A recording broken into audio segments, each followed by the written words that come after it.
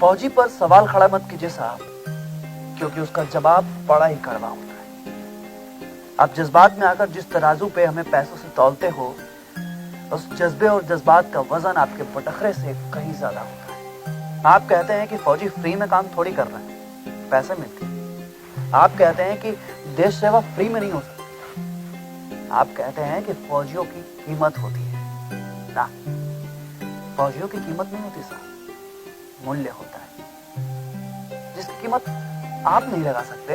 अब आपको कौन समझाए कि पैसे से सिर्फ नौकरी की जा सकती है, सेवा नहीं। सेवा के लिए तप की जरूरत पड़ती है, त्याग की जरूरत पड़ती है। और वैसे भी आप जैसे लोग घर में बैठकर, एसी में बैठकर इसे नहीं समझ सकते। इसके लिए आपको थोड़ा बाहर निकलना पड़ेगा। पैसे फौजी को भी मिलते हैं, और हाँ, यह सच है कि वेतन उनका भी होता है, लेकिन किसी को पैसे देकर सियाचिन के ग्लेशियर पे तैनात नहीं किया जा सकता है। उसके लिए माइंड सेटअप की जरूरत होती है। खून में वो उबाल होना चाहिए जिसे बर्फ में आप पिघला सके। -30 डिग्री पर ना पैसे नहीं, पैशन काम आता है साहब। और एक फौजी बनने के लिए सिर्फ ड्रेस का ही नहीं, बल्कि देश के जज्बे का भी होना चाहिए। अच्छा, अब दिल्ली में बैठकर ऑक्सीजन में पॉल्यूशन चेक करते हो ना, कभी उनका भी सॉल्यूशन ढूंढिए ना सर। जहां ऑक्सीजन ही नहीं है, जहां है तो सिर्फ जज्बा, जिसे आप पैसे से आप करें।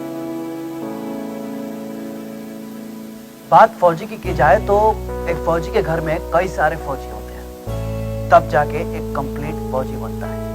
उनके छोटे छोटे बच्चे ये बात जानते हैं कि पापा के जाने का टाइम तो फिक्स है, लेकिन आने का टाइम का कोई आता पता नहीं। वो भूल जाते हैं कि बाकी बच्चों की तरह उन्हें भी शाम को कोई झूला झुलाएगा। वो भूल जाते हैं कि उन्हें भी कोई कविता लोरी गा गा कर सुलाएगा। वो भूल जाते हैं कि कोई उनके लिए भी 26 जनवरी को जलेबी लाएगा। एक फौजी जब ड्यूटी से घर वापस आता है तो उसके सारे बच्चे सो जाते हैं। एक फौजी बाप क्या होता है, उस बच्चे से पूछिए साहब, जिसके फादर 20,000 फीट की ऊंचाई पर बर्फ की चादर ओढ़े, मोबाइल और यूट्यूब से दूर, शान और शिद्दत से देश का सेवा कर रहा होता है। फौजी बाप क्या होता है, उस बच्चे से पूछिए ना, जिसके पापा अक्टूबर में बोल के गए थे कि दिसंबर तक आएंगे और 26 जनवरी तक नहीं है। उसके वाइफ से पूछिए ना, जो हाफ सोल्जर की तरह 365 दिन उसे कोऑपरेट करती रहती है। क्या उसका मन नहीं होता कि इस हॉलीडे साथ मनाएं? अपनापन का स्वाद क्या होता है, उस सिलवट पर पीसते मसाले से पूछिए, जिसमें नमक तेल होने के बावजूद भी उसका टेस्ट फीका सा लगता है। एक और बात जान लीजिए साहब, फौजियों का ऑफ होता है, उनकी बीवियों का नहीं। वो जानती है कि जब वो ड्यूटी से आएंगे तो उसकी ड्यूटी शुरू होगी, एक ड्यूटी से पहले, एक ड्यूटी के बाद। क्योंकि उसे पता है कि जब फौजी से शादी कर ही ली है तो पूरा जीवन गंधारी की तरह त्याग करके जीना है, जिसके सारे अरमान राजस्थान के रेत में बिखर जाएंगे या कहीं पोर्ट ब्लेयर के काले पानी में बह जाएंगे। फौजी का रैंक होता है, पर उसका कोई रैंक नहीं होता। वो एक सप्लीमेंट्री की तरह होती है जो फौजी को एक बड़ा फौजी बनाने में हर छोटी छोटी चीजों का ख्याल रखती है, और जीवन के हर क्षेत्र में एक ऑनरेरी कैप्टन की तरह फौजी को मेंटेन रखती है। फौजी के माँ बाप, जिन्होंने उसे पढ़ाया लिखाया और अपनी जवानी तक दी, पर अपने बुढ़ापे का सुख प्राप्त नहीं कर सके। एक फौजी क्या होता है, उस माँ बाप से पूछिए ना, जिसके लिए पैसा एसेट कुछ भी नहीं होता, उसका बेटा ही उसका एसेट होता है। जिन्हें प्लॉट से ज्यादा अपने बेटे का घर वापस आना अच्छा लगता है, उस माँ से पूछिए ना कि माँ, आपको पैसा चाहिए या आपका बेटा? उस माँ से जरूर पूछिए कि माँ, लोग चंदे में 51 रुपए नहीं दे देते और तुमने अपने बेटे का जीवन दान इस देश के लिए दिया, कैसे? पूछिए। उस माँ से जरूर पूछिए कि माँ, तू कब खुश होती है, जब पैसा आता है या फिर मेरा बेटा?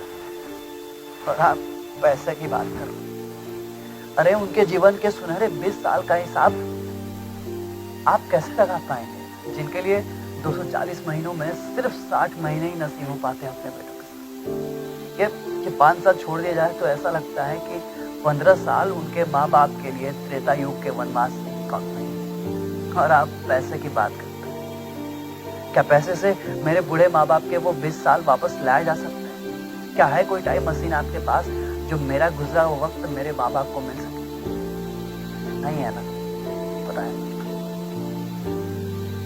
क्योंकि पैसे से सब कुछ खरीदा जा सकता है साहब, समय और माँ बाप।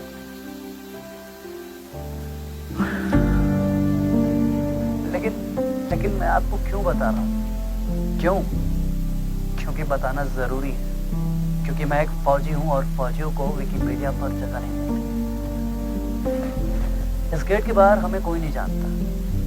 कैंटीन ही हमारी जान और पहचान है, और सादगी हमारी गुमनाम। और इस साल का किशोर जब फौजी बनता है ना, तो देश का जवान हो जाता है। मैं 25 दिसंबर को इसी भारत की मिट्टी में जन्म लिया और अपनी जिंदगी के 19 साल अपने माँ बाप को देने के बाद खुद को भारत की मिट्टी को सौंप दिया। मैं लकी हूँ कि मैं एक फौजी बना, क्योंकि फौजी बनना सबके नसीब में नहीं होता। जिंदगी के एक बड़ा पड़ाव पार करने के बाद घर वालों ने एक सुंदर सी कन्या देखी और मेरी शादी 8 दिसंबर 2019 को फिक्स कर दी। घर वाले, रिश्तेदार और पूरा भरतपुर नाचा था मेरी शादी में, और हम भी।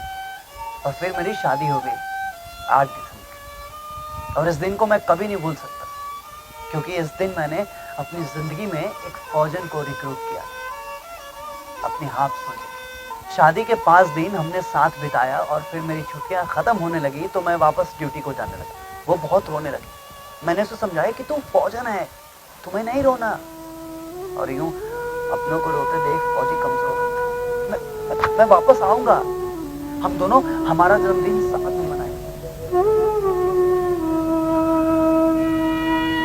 मेरे बर्थडे में सिर्फ 2 दिन बाकी था, मेरी शादी के सिर्फ 16 दिन। कुपवाड़ा का वो 23 दिसंबर, जब मैंने महसूस किया कि मेरे शरीर के अंग मुझसे दूर जा रहे, मैंने महसूस किया कि मैं इस मिट्टी से दूर जा रहा हूँ। मुझे अफसोस हो रहा था क्योंकि मैं थोड़ा और जीना चाहता था।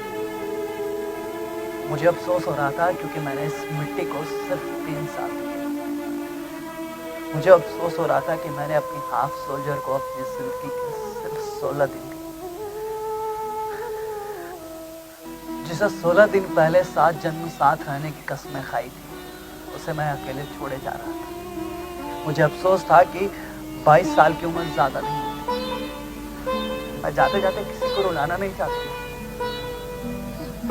पर मेरे माँ बाप का क्या, मेरे छोटे भाई का क्या, और इन भरतपुर वालों का क्या, जो 16 दिन पहले मेरी शादी में खूब नाचे। मुझे इन सभी बातों का अफसोस हो रहा था। अफसोस सिर्फ एक बात का नहीं कि मैं मर नहीं रहा, शहीद हो रहा। ओ वतना में मेरे वतना में तेरा मेरा प्यार निराला था। कुर्बान हुआ तेरी असमत पे मैं कितना नसीबों वाला था।